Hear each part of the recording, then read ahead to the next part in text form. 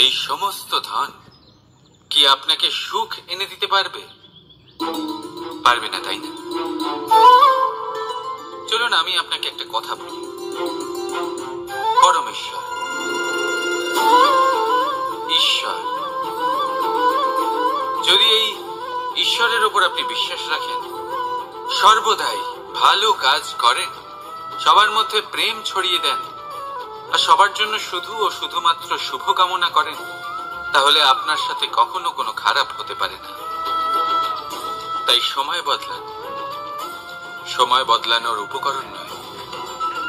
আর ভঙ্গি এমন হয়ে থাকে যে আমাদের আসল সত্যের থেকে অনেকটা দূরে নিয়ে যায়। আমরা যেরকম দেখি সেরকম সবসময় হয় না।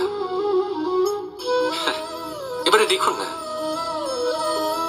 আমরা মানুষেরা, আমাদের ভালো লাগে, আমরা কোথাও গেলাম, আমাদের স্বাগত জানানো হলো, আমাদের প্রশংসা করা হলো, কেউ আমাদের দিকে হাসি মুখে তাকালো, আমাদের ভালোবাসলো, আমাদের ভালো লাগে।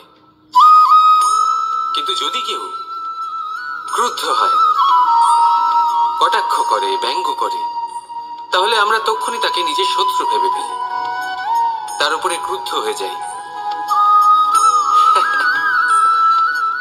একটা কথা মনে রাখবেন, এই হাসি সবার জন্যই হয়।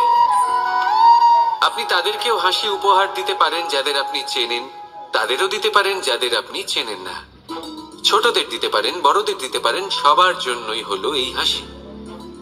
কিন্তু ক্রোধ, ক্রোধ তাদের উপরেই আসে যাদের আমরা জীবনে কখনো হারাতে চাই না, যাদেরকে আমরা অসম্ভব ভালোবাসি, যাদের জন্য আমরা আশা করি যে তাদের জীবনের পরবর্তী সময় সব সময় সুখময় হোক, উজ্জ্বল হোক। সেই জন্য আপনার জীবনের সমস্ত সেই ব্যক্তি যারা আপনার উপরে ক্রুদ্ধ হন, কটাক্ষ করেন, জরুরি নয় তিনি আপনার শত্রুই হবেন। হতে পারে সে হলো আপনার শুভাকাঙ্ক্ষী, যিনি আপনার শুধুমাত্র ভালোই চান, যিনি আপনার জন্য একটা সুন্দর ভবিষ্যৎ চান। সেই জন্য সব সময় মন দিয়ে অন্যের কথা বোঝার প্রয়াস করুন। আপনি জানতে পারবেন তাদের কর্মের ধর্ম কি হতে পারে, আপনি জানতে পারবেন তাদের ক্রোধের মর্ম কি হতে পারে। রাধা রাধা।